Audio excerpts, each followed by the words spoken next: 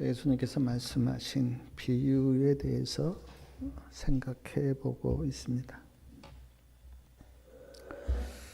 자, 오늘은 요한복음 15장에 나와 있는 포도나무와 가지에 대한 비유를 생각해 보겠습니다.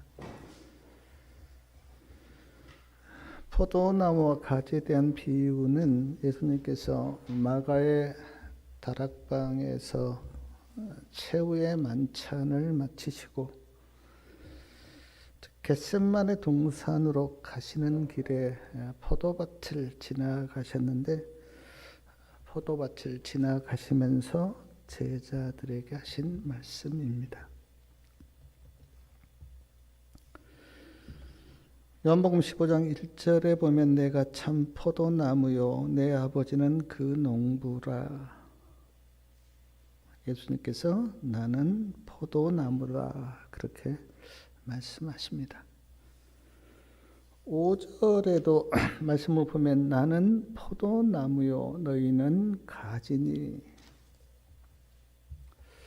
유대인들은 이스라엘이라고 하는 나라가 포도나무라고 생각을 했어요. 그래서 이스라엘에 속한 이스라엘 백성들은 다 구원을 받는다 그렇게 생각했는데, 예수님께서는 내가 포도나무다 그렇게 말씀하십니다. 시대소망 673페이지에 보니까 포도나무와 가지 비유는 예수님과 우리 관계를 보여주고 있다 그렇게 말씀하셨는데, 예수님은 포도나무, 우리는 가지. 얼마나 실제적인 비유인지 모르겠습니다. 가지가 포도나무에 붙어 있으면 살고 떨어지면 죽는 것처럼 우리도 예수님께 붙어 있으면 구원을 받고 떨어지면 구원을 받지 못합니다. 그렇다면 어떻게 예수님과 연결될 수가 있는가? 시대소망 675페이지에 보니까 예수님을 개인의 구주로 믿음으로써 연합이 이루어진다. 예수님을 개인의 구주로 믿음으로써. 사랑하는 여러분, 예수님 이름 모르는 사람은 거의 없습니다. 다 예수는 알아요. 우리나라는 참 복된 나라인 게 마을마다 교회가 다 있습니다. 그래서 예수님은 다 알아요. 그런데 예수님을 내 개인의 구주로 영접한 사람은 얼마나 될까요? 예수님을 내 개인의 구주로 영접하고 일상생활에서 예수님을 나의 주인으로 모시고 사는 사람은 많지 않습니다. 역사적인 예수는 다 알지만, 그러나 그 예수를 내 개인의 구주로, 내 개인의 주인으로 모시고 산 사람은 극히 드물어요. 성경에서 예수를 안다고 하는 그 의미는 예수의 이름을 아는 것이 아니고, 삶 속에서 예수님을 내 구주로, 주인으로 모시고 사는 것을 의미합니다. 예수님을 내 개인의 구주로 영접하여 예수님과 연결된 몇 사람의 예를 제가 들어보면, 사도 바울은 다메섹 도상으로 가는 길에 예수님을 만났고 예수님과 연결이 되었습니다. 수가성 여인은 야곱의 우물가에서 예수님을 만났고 그때 예수님과 연결되었습니다. 38년 된 중풍병자는 베데스다 목가에서 예수님을 만났고 예수님과 그때 연결되었어요. 삭개오는 뽕나무에서 예수님을 봤지만 예수님과 함께 자기 집으로 가서 예수님의 말씀을 듣는 중에 예수님을 내 개인의 구주로 모시고 예수님과 연결되었습니다. 사랑하는 여러분, 우리 성도님들은 어떻습니까? 포도나무와 가지처럼 예수님과 연결이 되었습니까? 예수님과 연합되었습니까? 포도나무와 가지가 그 비유가 우리에게 주는 영적인 교훈이 뭐냐면 포도나무와 가지가 연결된 것처럼 너희들도 예수님과 연결되어라고 하는 그런 의미예요. 시대소망 676페이지에 보니까 한 번 이루어진 예수님과의 연합은 지속되어야 한다. 그런데 안타깝게도 어떤 사람들은 예배를 드릴 때는 예수님과 연합되었다가 예배가 끝나고 집으로 돌아가면 그 연합이 끊어지는 사람이 있어요. 안식일에는 예수님과 연결되었다가 안식일이 끝나고 일상생활로 돌아가면 그 예수님과의 연결이 끊어지는 사람들이 있어요. 혹시 우리는 그렇지 않습니까? 예배를 드릴 때는 예수님과 연결되었다가 예배가 끝나고 일할 때는 그냥 세상 사람으로 돌아가는 그런 안타까움이 우리에게는 없습니까? 포도나무에 가지가 붙어 있는 것처럼 우리는 항상 예수님과 연결되어 있어야 합니다. 어떻게 예수님 안에 거할 수가 있는가? 요한복음 15장 4절에는 너희는 내 안에 거하라. 7절에도 너희가 내 안에 거하고 두 번이나 예수님 안에 거하라 그렇게 말씀하는데 어떻게 예수님 안에 거할 수 있는가? 예수님이 뭐 눈에 보이는 것도 아니고 예수님이 어떤 공간에 계신 것도 아닌데 어떻게 예수님 안에 거할 수가 있는가? 요한복음 15장 7절 중간에 보면 이런 말씀이 있습니다.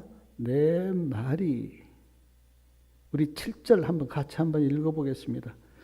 7절이요.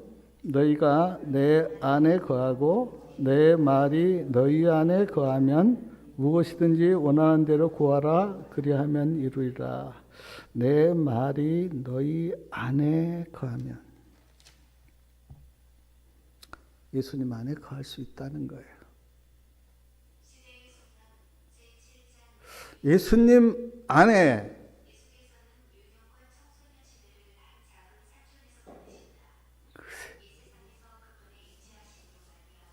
거하면 예수님 말씀 안에 거할 수가 있다는 겁니다.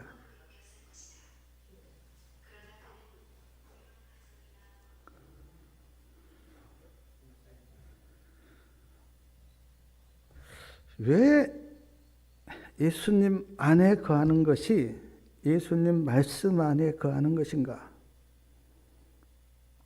요한복음 6장 63절에 보면 예수님께서 우리에게 말씀하시기를 내가 너희에게 이른 말이 영이요 생명이라고 그렇게 하였습니다.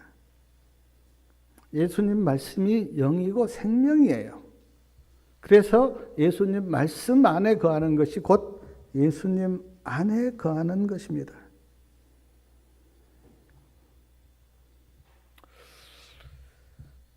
예수님께서 오병이어로 그 남자만 5,000명을 먹이신 후에 많은 사람이 예수님을 왕 삼으려고 따라다녔어요. 예수님이 일로 가면 그들이 쫙 따라와서 우리가 예수님을 왕 삼자. 예수님이 왕이 되면 우리를 다 먹이시고 우리가 사는데 걱정이 없을 거다. 그렇게 생각하고 예수님을 왕 삼으려고 했어요.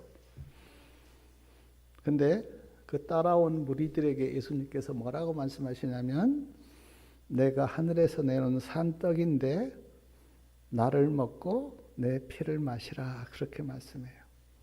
그러니까 예수님께서 진짜 주고 싶은 음식은 우리의 육신의 음식이 아니라 영적인 음식, 곧 예수님이셨어요. 나를 먹고 마시라 그렇게 예수님께서 말씀하실 때 사람들이 다 떠나갔어요. 그 말은 우리가 참 이해가 안 된다. 어떻게 예수님을 먹고 마시냐라고 생각하고 다 떠나갔어요. 예수님을 먹고 마시라고 하는 그 의미는 예수님을 네 마음에 영접하라라는 의미예요. 근데 이제 그 말을 예수님께서 나를 먹고 마시라 그렇게 말씀했는데 사람들은 그 말은 잘 이해가 안 된다고 하면서 떠나갔는데 그때 예수님께서 제자들에게 말씀하십니다. 너희도 갈 거냐? 베드로가 말합니다. 영생의 말씀이 예수님께 있는데 우리가 누구에게 가겠습니까? 영생의 말씀이 예수님께 있다. 그러므로 예수님의 말씀이 생명이고 영생이기 때문에 말씀을 믿는 것이 예수님을 믿는 것이고 말씀 안에 거하는 것이 예수님 안에 거하는 것이에요. 근데 어떤 사람들은 예수님이 이렇게 말씀하셨는데 그 말씀을 내 마음에 또 내 생각에 그 말씀이 이해가 되면 이제 말씀을 믿고 또 내 생각이나 내 마음에 예수님의 말씀이 이해가 안 되면 말씀을 잘 안 믿죠. 그러니까 예수님의 말씀을 온전히 믿고 받아들여야 되는데 내 생각과 내 마음에 따라서 예수님의 말씀을 받아들이기도 하고 안 받아들이기도 합니다. 제가 이런 애화가 있어서 좀 말씀을 드리고 싶은데 어떤 사람이요? 캄캄한 밤에 이렇게 길을 가다가 낭떠러지게 떨어졌어요. 낭떠러지게 떨어지다가 나무를 붙잡았습니다. 나무에 이제 매달려 있는 거죠. 나무를 놓자니 떨어져 죽을 것만 같고 그렇다고 다시 올라갈 수는 없고 하나님께 부르짖었습니다. 하나님, 나를 좀 살려주세요. 나를 구해주세요. 하나님께서 들으시고 이제 말씀하셨어요. 붙잡고 있는 손을 놔라. 그러면 살 것이다. 자기 생각에 손을 놓으면 죽을 것 같거든요. 하나님, 안 됩니다. 손을 놓을 수는 없습니다. 손을 놓으면 죽을 것 같습니다. 손을 놔라. 그러면 살 것이다. 한참 생각하다가 뭐라고 말했는지 아십니까? 다른 하나님은 안 계십니까? 그렇게 이야기했다는 거예요. 자기 생각하고 안 맞으니까 하나님 말씀이 안 받아들여지는 거예요. 근데 그 책의 끝에 보면 바로 밑에가 땅이었다. 손을 놔도 아무 이상 없는데 사람들이 그래요. 아무리 예수님께서 말씀하셔도 그 말씀이 내 생각하고 안 맞으면 사람들이 잘 안 받아들입니다. 그런데 이 말씀이 우리에게 주는 교훈이 뭐냐면 네 마음에 안 맞아도 네 생각에 안 들어도 하나님의 말씀을 받아들여야 한다는 거예요.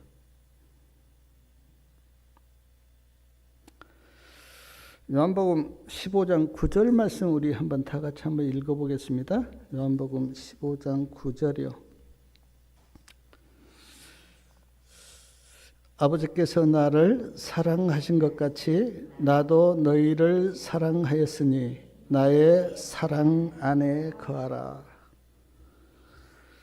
조금 전에는 내 안에 거하라 그렇게 말씀하셨는데 여기에서는 지금 나의 사랑 안에 거하라 말씀하십니다. 그러니까 예수님 안에 거하는 것은 곧 예수님 사랑 안에 거하는 것이에요.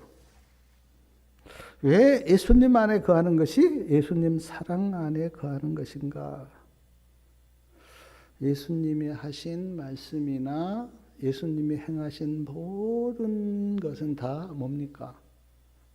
사랑입니다. 사랑이 아닌 것이 하나도 없어요.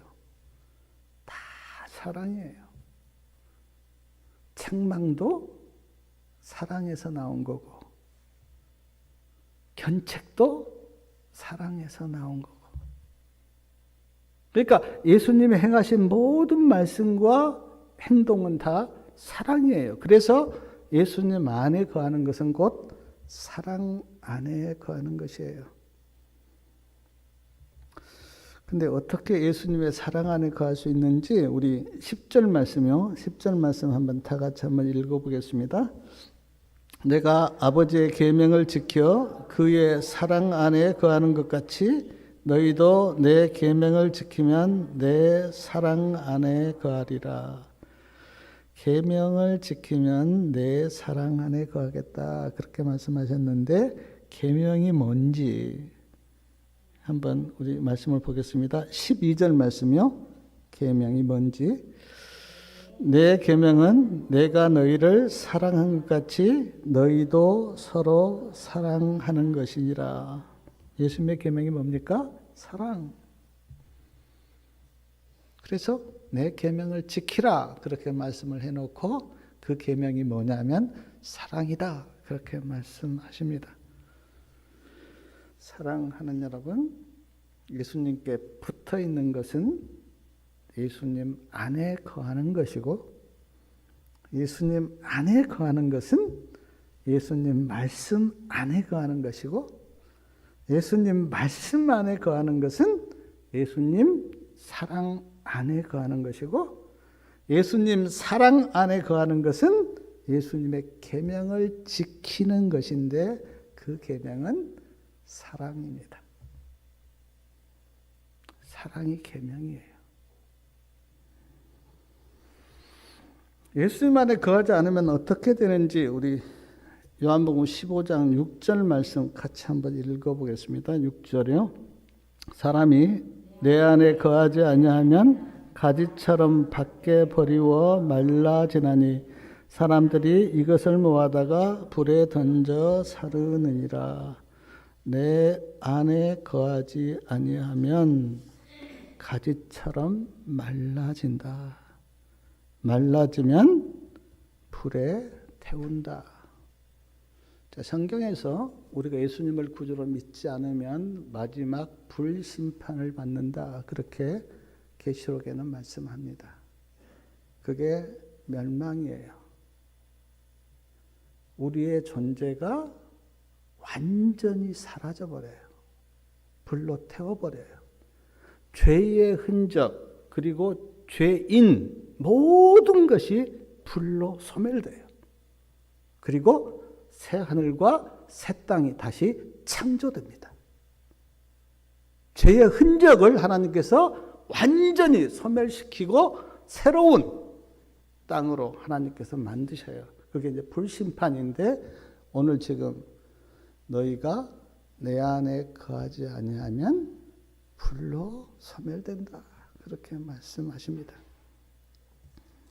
제가 가지와 포도나무 비유를 이렇게 말씀을 읽어보니까 여러 번 2절에도 과실을 더 맺게 하시나니 5절에도 과실을 많이 맺나니 8절에도 너희가 과실을 많이 맺으면 열매에 대해서 여러 번 말씀하세요. 그러면서 과실을 많이 맺으면 하나님께서 8절에 나오죠. 영광을 받으실 것이요. 너희가 과실을 많이 맺으면 내 아버지께서 영광을 받을 것이요. 너희가 내 제자가 되리라. 하나님이 영광을 받으신대요. 우리가 믿음의 열매를 많이 맺히면 하나님이 영광을 받으신대요. 반대로 예수님을 믿기는 믿는데 우리에게 믿음의 열매가 없으면 하나님 마음이 아프십니다. 농사를 져보면 절실하게 느껴요. 열심히 갖고 왔는데 열매가 없으면 농부의 마음이 참 많이 아파요. 마찬가지로 하나님은 우리를 기르시고 가꾸시고 은혜도 베푸시고 말씀도 주셨는데 우리의 믿음의 열매가 없으면 하나님의 마음이 아프십니다.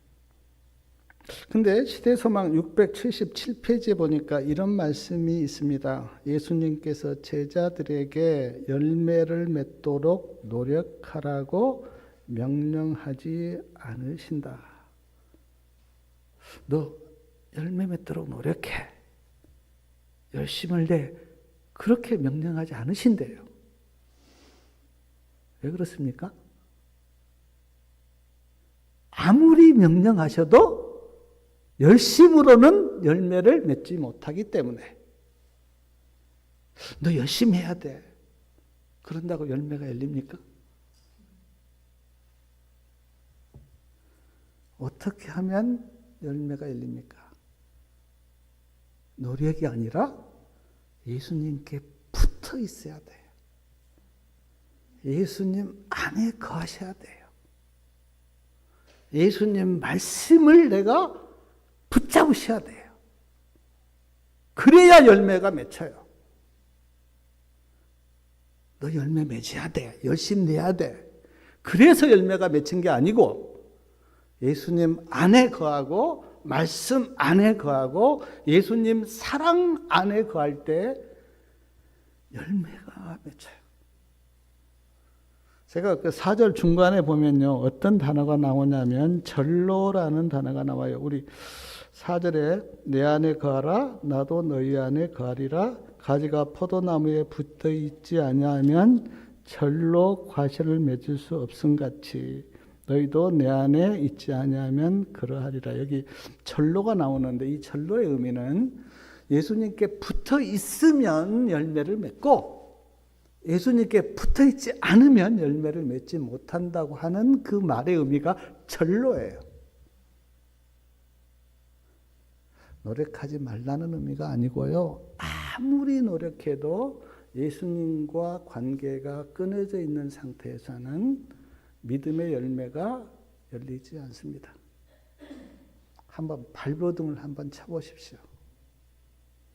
예수님 안에 있을 때 예수님의 은혜 가운데서 말씀 가운데서 열매가 열리지 예수님을 떠나서 예수님과의 관계가 끊어 있는 상태에서는 열매가 열리지 않아요.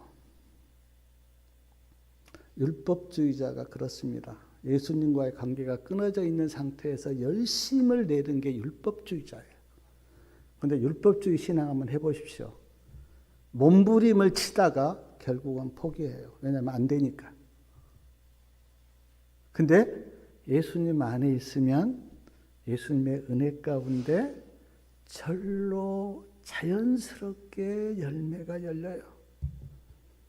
그러므로 사랑하는 여러분, 예수님과의 관계가 끊어진 상태에서 열심을 내지 마시고 어떻게 하면 예수님 안에 거할까? 어떻게 하면 말씀 안에 거할까? 열심을 내시기 바랍니다. 그러면 자연스럽게 열매가 열려요. 한 5년이나 10년 동안 예수님 안에 쭉 거해서 예수님의 은혜도 받고 말씀도 먹고 예수님을 늘 바라보면서 살다 보면 나도 모르게 변해요, 사람이. 그것이 기독교 신앙의 본질이에요. 근데 예수님과의 관계가 없는 상태에서 몸부림을 치면 열심을 내는 사람들 보면 열심은 내고 형식은 있는데 사람이 변하지 않아요.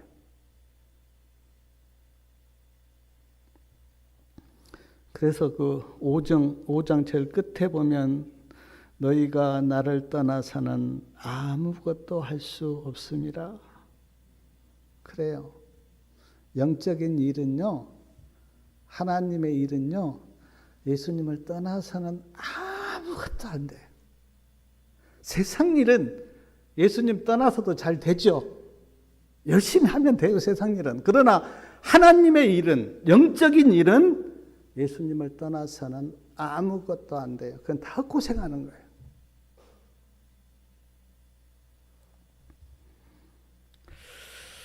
제가 그 100년 전에 인도에서 일어났던 일, 제가 이거 들은 이야기인데, 제 한 가족이 이제 100년 전의 이야기니까 아주 좀 옛날 이야기입니다.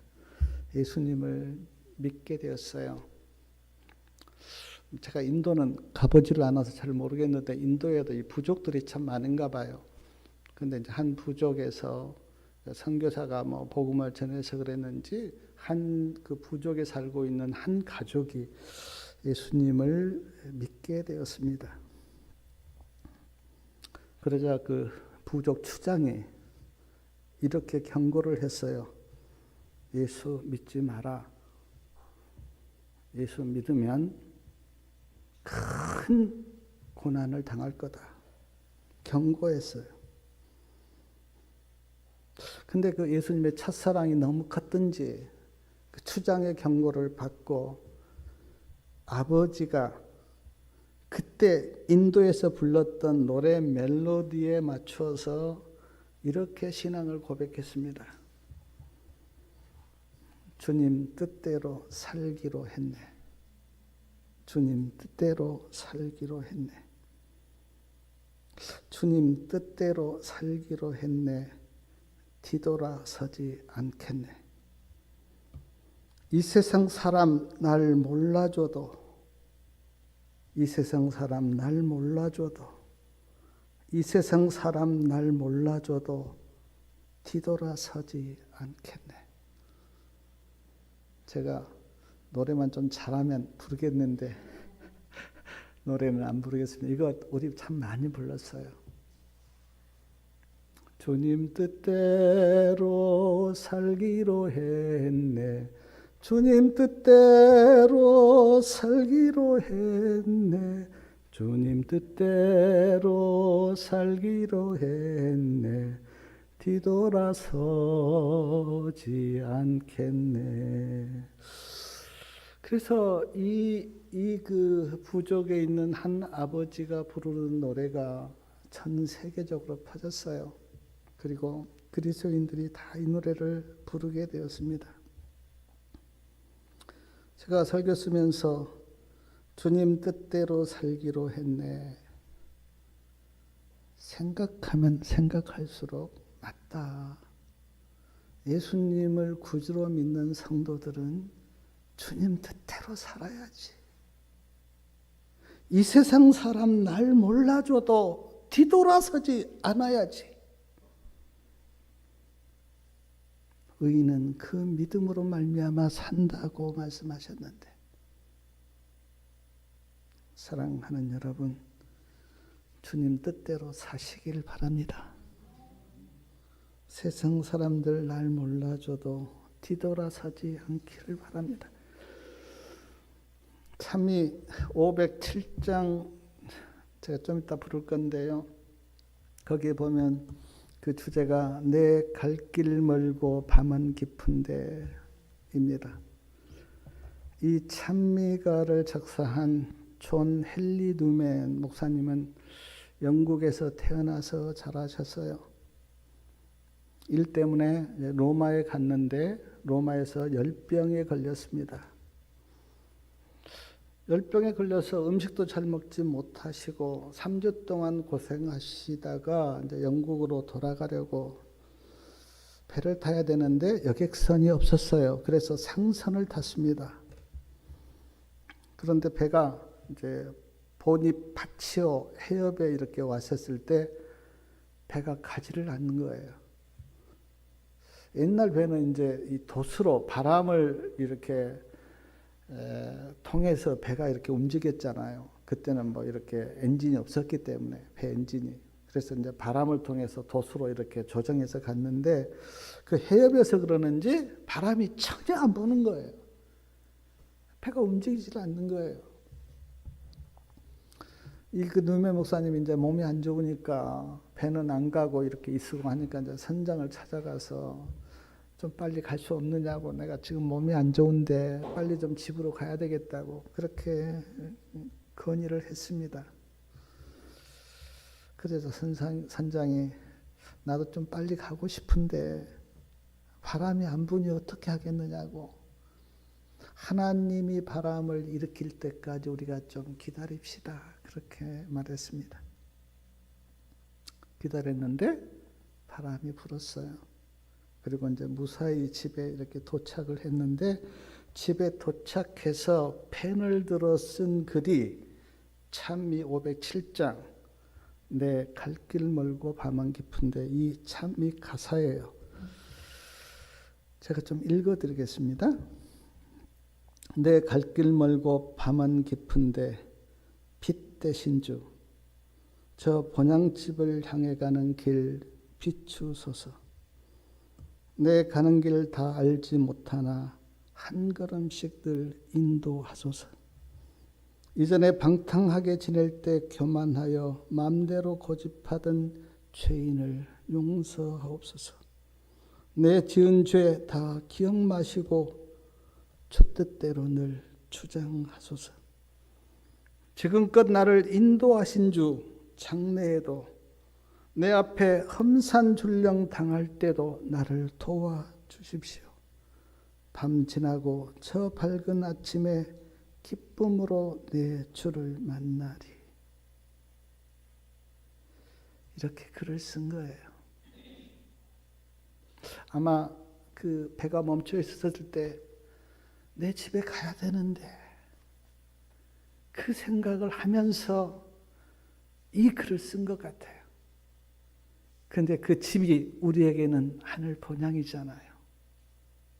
하늘 본향 갈 때까지 주님 나를 인도해 주십시오. 내 앞에 고난이 있고 험산줄령이 있을 때도 나를 지키시고 나를 인도해 주십시오 라는 마음으로 이 글을 쓴 것 같아요. 복음성경 189페이지에 이런 말씀이 있습니다. 그리스도만이 우리를 도우실 수가 있고 우리에게 승리를 주실 수가 있다. 그리스도가 우리에게 모든 것이 되어야 하며 우리의 마음에 예수님이 거하셔야 한다. 사랑하는 여러분, 예수님이 모든 것이세요. 예수님을 내가 믿음으로 영접했다면 모든 것을 영접한 겁니다. 근데 예수님이 안 계시면 아무것도 없는 거예요. 그러므로 예수님을 마음에 모시기 바랍니다. 가지가 포도나무에 붙어 있는 것처럼 우리는 예수님께 붙어 있어야 하고 예수님 안에 거하셔야 하고 예수님 말씀 안에 거하셔야 하고 예수님 사랑 안에 거하셔야 합니다. 사단은 우리를 늘 유혹해요. 예수님 안에 거하지 못하도록. 때로는 돈으로 유혹하고 어떤 때는 쾌락으로 유혹하고 어떤 때는 사람을 통해서 유혹하고 어떤 때는 내 육신을 통해서 유혹하고 내 자아를 충동질해서 나를 유혹하고 사단은 나를 유혹해요. 사랑하는 여러분, 늘 예수님을 바라보십시오. 믿음의 주요 온전케 하신 예수를 바라보자. 예수님을 바라보면 그 예수님에서 나오는 은혜와 빛이 나를 감싸고 나를 지켜주고 나를 사탄의 유혹으로부터 보호해 주셔요. 그래서 늘 예수님을 바라보셔야 돼요. 그리고 어떤 사탄의 유혹이 있을지라도 끝까지 예수님 안에 거하셔서 우리의 믿음의 길이 오직 의인은 믿음으로 말미암아 산다 그렇게 말씀하셨는데, 그리고 우리의 믿음이 세상을 이긴다고 요한 1서에서 말씀하셨는데, 주님을 붙드는 우리의 믿음이 사탄을 이기고 세상을 이기는 그런 은혜가 있기를 바라면서 말씀을 마치겠습니다.